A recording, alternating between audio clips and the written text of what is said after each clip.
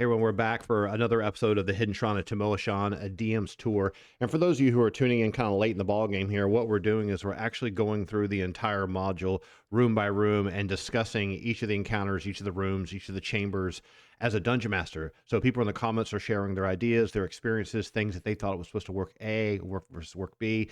This is a tournament module done years ago. And our last episode, we went up to Area 17. And this is an old copy of the map that's kind of been turned into black and white. John Pintar never did any high-resolution versions of this map like we have for Tomb of Horrors and White Plume Mountain. So we're going to have to utilize this map today. So we've worked our way all the way up to here, okay? So we're down this area here. We finished Area 17. And then we bend around the corner to this Area 18. Let's just jump right into the details here. We're reliving the past, room by room. This is called the Hallway of the Ancestors. And for those of you who are kind of following on perhaps on your mobile phone, we're in this area right here, okay? At the end of the corridor, deep in shadows, human figures appear to be floating in the air above the floor. So this is where you showed this illustration. So I took all the illustrations and put them into one big PDF/PowerPoint so you could look at them. I had to flip them and turn them on the side. So this is one of the pictures you showed the players. It's pretty obvious. It looks like, you know, mummies or something sitting on ledges. So when you're showing this to players, then you as a DM, you can go back and get ready to see what happens next. The figures floating in there actually withered corpses set upright on a ledge 2 feet above the floor on either wall of the passage, like an ancient morgue. Once the lead character in the party reaches the midway point in this corridor, the 15 zombies will animate and attack. They're only AC 8, they're only 2 hit dice, only 9 hit points. They have 2 attacks though, which is pretty nasty at low level D&D, but they don't do a lot of damage, only 1 to 2, right? It's a coin toss for your damage roll, or half of any die that you want to roll. The zombies are dried and stiff and only attack with their ragged claws. They may not be dispelled until they are animated, okay? So once they come alive, meaning like you don't animate them and cast animate dead and then dispel them. After all the combat of the zombies is finished, each character who damage to the monsters must save versus poison once. Failure to save indicates the wounds are infected, causing -1 to hit and damage on all future combat until cured, and the wounds will heal at half normal rate. Infection begins 1 turn, which is 10 minutes after combat. We've discussed this kind of stuff before. Just to zoom in, we're talking about someone halfway through the hallway and they kind of come alive and get ready to attack you. With a long hallway and slow movement rate of zombies, it's always best to just kite them, which is an EverQuest 1 word, which means move away and shoot them from ranged attacks. So the Hidden Shrine of Tamoachan has a lot of these type of negative to hit, you know, for X amount of time, diseases that kill you in 6 hours. There's a lot of nasty stuff that's after the fact that isn't like in the normal entry in the monster manual. And this is something that sometimes can be tough for players to swallow. A lot of players who are very by the book, rules lawyers who know everything, know every monster in the Fiend Folio, they're like, that's not how that works. Whites don't do that. You have this kind of crap go on the table. You're going to have to kind of explain to them sometimes how, like, these are not just your run-of-the-mill Gygax zombies. These are in this ancient tomb. They've got this weird kind of, you know, way they've been embalmed or whatever. So this always, as a dungeon master, it's going to be up to you when you're having to deal with people that want to challenge everything because something different is happening. And the module has a lot of that in it. So it's going to create opportunities, well, challenges, not opportunities, things for you to start thinking about. Now, the dungeon key backtracks back down this corridor here, and we come to this really strange room, which looks like it has a little pillar, a little podium on it. This is not what it is at all. Pay close attention to this line here and this line here before we come into this area, all right? This is a trap, kind of like the Tomb of Horrors trap, but a little bit different, and it's not really well explained, so we're going to discuss it in detail. All right, then we're going to jump down to here to Area 19, okay? At the end of this corridor is a small alcove holding a 3-foot-tall stone pedestal on which rests a small silver coffer. This nook is reached by a step up and then a 15-foot walk to the hollow, the floor of which is raised 2 feet off the ground. Show the players illustration 7. So let's just pull that up for you. We got that open right here. So number 7. So you have this, you know, stone walls. This is an Errol Otis picture, and you got this silver. The perspective's slightly off. If you do, it's kind of strange the way the perspective's drawn. If you do a 1-point perspective, it's a little weird, but that's okay. It doesn't really matter. This, you don't usually see something sloping away from you like this, but forget all that. The bottom line is there's something interesting and celebrated looking with a Warhammer 40K logo on it, and then with this silvery chest sitting on top of it with this plaster peeling off these stone walls. So what's the deal with this, right? Now, those of you who've run the adventure before probably remember this. Let's go up to this. The floor of this nook is part of a trap. Now, this is very, very tricky. When more than 100 pounds, 1,000 gold pieces of weight, is placed on the raised floor of the alcove, it will sink and the trap will be closed in one segment, which is only 6 seconds. The effect will not occur if the weight on the slab before the niche is greater than that in the alcove. So think of a seesaw. So what it's referring to here is if you're close to the chest, right? That's one part of the seesaw. And back down the hallway is the slab, right? So as the floor sinks, one part of the seesaw goes down, the 15-foot slab of the passage begins to rise up like a drawbridge, sealing the room. Those in the alcove will notice the sinking, but it'll be too late. Those on the slab will roll down the sloping stone towards the alcove, right? Not towards the door. So it's kind of tilting down and tilting up like you would see with a seesaw. The box is unlocked, but it has a latch, and the lid will not spring open until the characters touch the box. Before we go with the details of the box, let's go back to the map. So in essence, if you're walking up to here, right, and someone puts weight on this, this is going to tilt up so that it makes people slide down this way. Meaning that when you turn around and look back, it's like looking at a raised drawbridge. It goes all the way up to the ceiling, and it's a stone slab. So you would think that, like, well, can you just walk up the sloping thing and push your weight on it and make it go back down? That's not really explained. So you're going to have to kind of think about that as a dungeon master. When these types of traps happen, and someone's played S1, they know that sometimes these traps can be a little bit on the if you don't react quickly, you're going to die kind of vibe. So you have to kind of make sure that the people who deal with these traps aren't going to completely freak out. The other problem with the thing is a lot of times when the trap triggers, players are hyper fixated on dealing with the trap and don't seem to care about the box. Now the box is kind of odd. Let's just highlight this properly. Let's get this highlighted here. Sorry about that. There we go. Okay, I don't know if you know this, but if you use an Adobe PDF viewer, they release a new version. The new version has really awkward controls. You can actually go to your properties and options to say use the old version, and it's much cleaner and easier to work with. Let's talk about the little chest that was on top of the pedestal. Inside this silver coffer is a strange coppery figurine, narrow with fins, somewhat fish-like. Written on the side of the figurine are strange runes. Etched near the slimmer end is a small arched square panel. Okay, this is very, very tricky. The runes are in a script similar to Grey Elven and spell out the name Tu Nidra, which is like warden spelled backwards. Deft fingers will be able to open the small panel, revealing a hollow with a wall of lighted colored beads. That's kind of strange, right? So if you have a little base at the bottom of this thing, and if you open it up, it reveals a hollow with a wall of lighted colored beads. Lighted means it's illuminated, not light colored beads, not like they're light blue, light green, light orange. They're lighted. So it's almost like something you see in a science fiction film, right? Touching any of the beads will cause the lid of the statuette to close. After a few seconds, the figure will rise into the air and start flying about the alcove, hovering sometimes and avoiding being touched by characters or missiles. Once an exit is available, meaning the players have solved the drawbridge style trap and got the slab to lower back down as opposed to being pitched up, right?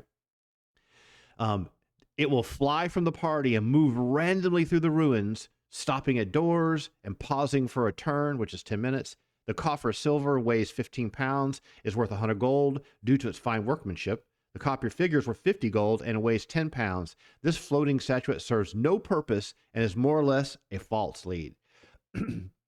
So, you're as a dungeon master, you're going to have to think to yourself, okay, so this is a trap, and the trap is to seal people in. But there's not a lot of conversation about how to get out of the trap. So it's not a be-all, end-all trap. It's a weight balancing trap. So, the problem would be this. Let's get the map back up. Let's say that only the halfling or the gnome illusionist ends up walking on this, and they weigh 101 pounds, maybe 85 pounds. And they're carrying enough gear to weigh 100. So as this thing slopes up, they're in here by themselves, but this thing has sloped up towards, slanting down towards the chest. So they don't have enough weight to go to slide upward and climb up the slide and make it go back down. So how does the party who's on the other side figure out how to yank it down? Do they drive an iron spike through the crack and get their fingers in and they all put their weight and pull it down? Those are all reasonable solutions. So just think of it as a basic counterbalance type of a problem. But this whole idea, like, okay, we got trapped in here, but it's not that big of a deal to get trapped out. It's almost like the trap is designed to capture a group of people who are too close together, and then there'd be no way for them to get out. But as we just discussed, with this weight balancing kind of thing, They just go up and put all their weight and crawl up to the top of the triangular roof source of the room where the slope is, and then the whole thing would slide back down. So it's kind of an odd trap. Now, as a modern day dungeon master, if you're playing this with your grandkids and your kids, your wife and your girlfriend, your boyfriend, or whatever the devil you got playing with you these days that wants to go back and relive this stuff, you could probably make this more interesting. I would think it'd be more interesting for someone to solve the trap and then maybe discover something that the chest is concealing that's down below. Like maybe there's another secret passage or something like that. Maybe there's a secret passage that leads to this area here. Remember, this is a fake doorway. So there's something here that might be like, if you can solve this trap, you can escape by doing other things. But that's up to you. You can leave it like it is. When someone finds a magical figurine, they're going to think of Guinevere or whatever it was from, the Drizzt Do'Urden stories with his magical panther. A lot of people have seen figurines. They're going to think of an Emmy and an Oscar. They're going to want to like do something with it. And when it just has lighted beads in the inside and it flies out of your hand and flies away and doesn't do anything, seems kind of a letdown. But that's really up to you. You can leave it by the book. Now we're going to stop with this last room, 20. 20 is one of those rooms that doesn't include an illustration, but it's a really interesting room. It has a lot of cool things about it, and the combat encounter here is pretty nasty. So let's go ahead and go to that. This is called the Spirit God of Ayoquan or something like that. I can't pronounce these names. I like to make fun of it. Okay, so a massive bronze door forms the entrance to this grand chamber. This apartment is filled with rubble and broken life-size statuary. In ranks, half fallen, is an army of clay statues in what must have been which would have once been an impressive array. First, there are spearmen, perhaps 20 of them, outfitted only in scraps of leather now. At their feet lay obsidian spearheads and bits of rotted wood shafts. Behind these are archers, in scattered formation. Few remain standing. Their arrows are long gone, but they hold laminated bows, dried and worm-eaten. Further into the room are figures of men with war clubs and hand axes, wearing scraps of ochre lacquered leather, sandals, and caps. Beyond all this, at the back of the chamber are a group of statues that must have been an honor guard. They're standing about a domed structure. These warriors wear feathered robes and headdresses and are armed with pitted bronze spears. Each of these figures wears a breastplate of threaded shells. The stucco dome has no apparent openings. In the east wing of the room are 3 large carved statues, carved stone stela. A stela is something in Mesoamerican Mayan culture that's like a square pillar, maybe like 2 feet by 2 feet by 7 to 8 feet tall, and there's all kinds of hieroglyphs on it, and it tells a story of who built this and what the story behind it. And you can go look up the scholarly definition yourself, but it's pronounced stela. Sometimes it's singular, and it doesn't have the E on the end of it. And remains, so carved stone stela and the remains of a sedan, which is like a sofa, or littered with statues and attendants standing in harness. About a dozen clay women of court, bedecked in feathers and shell jewelry, stand in attendance. You almost imagine the tomb of Tutankhamun. A lot of the Egyptian tombs, they have a lot of stuff like that. There's a bunch of Chinese emperors that had these terracotta warriors. So you're seeing kind of a blend of these things you're going to need in the afterlife. The army comes with you. You have the furniture you need with you. You've got these women with you, etc. So let's go to the details list. I want to pull up the map again before we forget. This is this room here, which is quite large, actually. And so in essence, you've got a door over here. There's 2 statues concealing, and you got this big pit here that's not really described at all. It calls it a dome. So you almost want to think, is this a barrel vault? Is this a big tomb? It would look to be something like that. But all these statues are all standing around everywhere. And a lot of them are crumbled and gibbled and messed up here. Let's read the DM's information here and see what we can find out. In the curtained portion of the litter are skeletal remains of a human. His arms are shackled to an arm of the sedan. So I guess this large thing here is supposed to represent like the litter, which would be like a big, how would you say, a pharaoh would sit on it and be carried by slaves and walking around. They're not on the ground. They're having to fan themselves. Like you see even in Gladiator. In the film Gladiator, the woman is the message is given to her by one of Maximus's friends, right, to help her, to get her to help him. So that's what you're talking about in that area. So let's go back to the description here. All right. Here we go. Oops, sorry. Let's highlight this properly. Here we go. In the rib cage, we found 3 arrowheads, which is kind of odd. Like you would think if it was a royal prince or king was killed, and you wouldn't leave the arrowheads stuck in their chest. Behind the middle stele is another bronze door barred shut with a pitted copper bar, so it may not be open from the outside. Mixed throughout the broken clay and the base of the statues are beads of coral and shells worth of copper. There are a total of 4,800 beads, total of 24 gold pieces, not even worth picking up. The stucco dome is a cairn. Now, a cairn is kind of like a tomb. It is of weak construction and may be broken into in 4 rounds by 2 characters working together. Inside are 6 sets of bones and 6 jade bead pectorals worth 53 gold, 43 gold each. In a dusty corner is an amulet of silver and turquoise. This is an amulet of protection versus turning, which is described in the next section. In the center of the floor of this cairn is a bronze and chrysoprase, I can't pronounce that, lamp set into the stucco worth 14 gold. Lifting this lamp will open a hidden door in the floor. That's great. Releasing Tamoachan from his compartment in which he has been trapped. Tamoachan is a white, AC 5, that's decent. Hit dice 4+3. 29 hit points is low. 1 attack, only damage 1 to 4, but the energy drain level. Now, if you played AD&D as a teenager, a lot of times you may have like omitted the energy drain rule. In a modern day, it's worth keeping because it's very nasty, and it also is an opportunity for players to go figure out how to get that restored. Okay, if I remember correctly, in the comments you can correctly, I believe there's a restoration spell that a reverse energy drain. Magical silver weapons are needed to combat.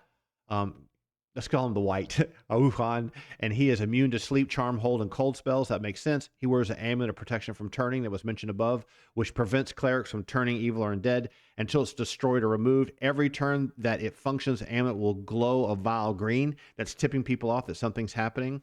And A is a bronze door that will not open from the outside because it's barred on the inside of the room. So we got to talk about this a little bit more detail. This is the room basically saying that you can't open it from this side. Almost like not even worth having the door there, because people will sometimes hyperfixate and try to open the door and might start casting past wall and all this kind of business. Now let's talk about where this white really is. It's a little bit unclear, okay? The stucco dome is a cairn, is weak construction, may be broken into. In the dusty corner is an amulet. In the center of the floor of this cairn is a bronze lamp, okay, set in stucco. Lifting the lamp will open a hidden door in the floor, and the white can come out. So a white's a pretty big guy.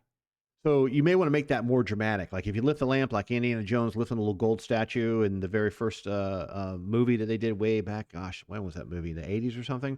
And, you know, maybe it makes this whole thing starts to slide and drive down the floor, and the passage opens up, and this white puts his claws and climbs out. That's a really cool opportunity for you as a dungeon master, because you can imagine a lamp sitting on a little platform that's about, 12 inches in diameter at most, how a white's going to squeeze to like a 12 to 14 inch square opening. So you're going to probably want to make that hidden door element, the reveal of the enemy, to be really exciting, because this is something that D&D doesn't do a good job of in the verbatim writing, is they don't describe or talk about the boom is coming to get you, roll for initiative. It's always fun to like have that cool movie moment description of like what's happened, what they see before they can do something. Remember way back earlier in the dungeon in the vampire room, how there was all this lead up to the vampire like raising his head up, which is way over here, right? Raising his head up and being immune, you could like damage the crap out of him before he becomes completely awake. And that's kind of like dramatic, and you're like, whoa, holy crap, get back. It looks like some kind of a zombie, a vampire. That's really cool and exciting. In this situation, you may want to think of a way to make this happen.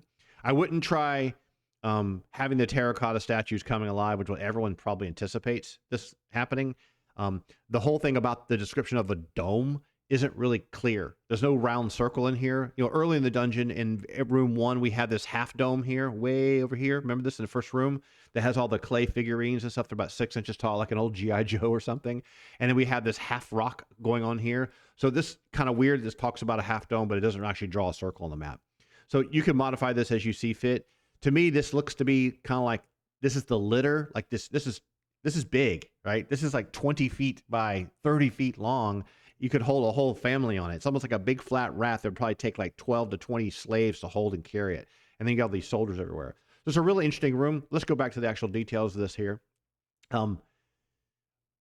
You'd have combat with a white. The other thing to be quite tricky running this room is the fact that you have all these statues everywhere. So someone can't really hide behind the statue while you're describing the combat, and the whites come and try to swipe its dirty fingernails at you and claw you, that you move behind the different types of statues. It hits a statue and just bursts into dust. There's all kinds of neat things you can make that. And you can almost see this as a really neat movie scene because there's not a lot of room to move around in the room in of itself.